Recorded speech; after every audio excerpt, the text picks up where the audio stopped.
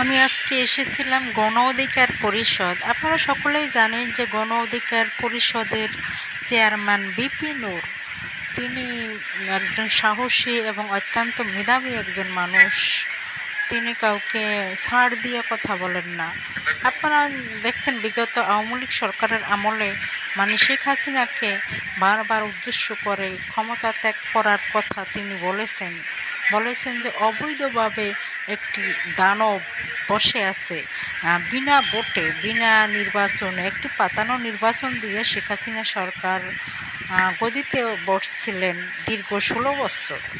বিপিন নূর অনেক প্রতিবাদ করছেন যে একটি দানবের মতো বসে আছে, এটা একটা এই ফেসিবাদকে সরানোর জন্য শত চেষ্টা করে রাজপথে যিনি আন্দোলন করছেন বিপি নূর, সেই বিপি নূর গণ অধিকার পরিষদের একজন চেয়ারম্যান।